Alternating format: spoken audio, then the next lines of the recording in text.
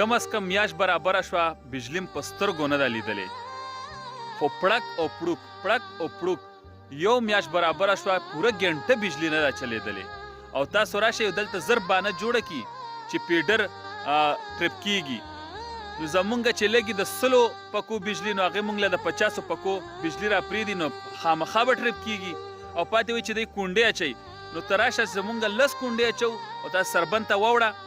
الته به دیش وسلويخي الته پرون مم پختنه کړدا نن مم پختنه کړدا وای کم از کم د سحر راسي وای بجلی سره تلې نه ده دا خو مکمل ظلم دی او ظلم روان دی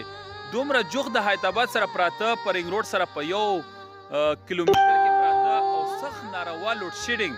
د اجبانډې کلی سره د کوزه چینی کلی سره د برا چینی او د میری او د خلکو ته زما درخواست دی مخکې خو به زه څه مشران نه وو مونږ ویل چې زه مشران نشته د کلي اوس خو 15 مشران جوړ شو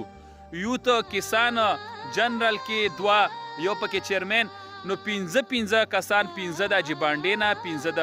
کوزه چینی نه 15 د برا چینی نه او 15 د میری نه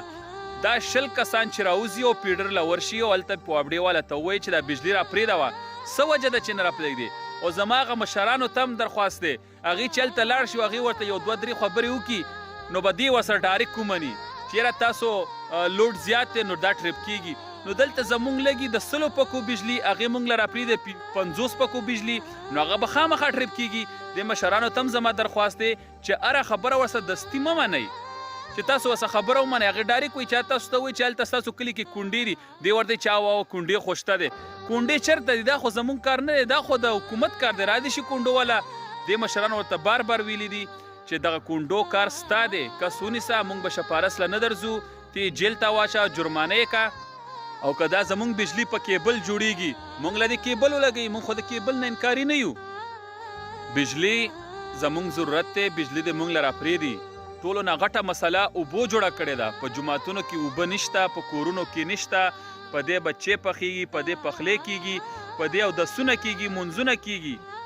ډېر سخت مصیبت او ډېر سخت پریشانۍ سره مخ یو زمونږ د خپلو مشرانو ته دغه خپل کلیوالو ته او دغه شان د وابډې والا ته دا درخواست دی چې دا بجلي دې زر تر زره را پرېږدي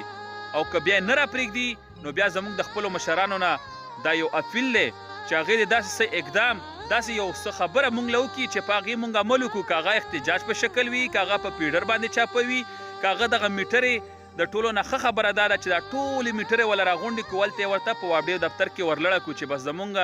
بجلي نه ده پکار او بیا دې راځي به دا ستنې د یوسي چې بجلي هسې هم نشته او بیا بیلونه هم داخلي نو بیا فایده څه شوه بس مهرباني وکړئ دغه ویډیو ډېره شیر کړئ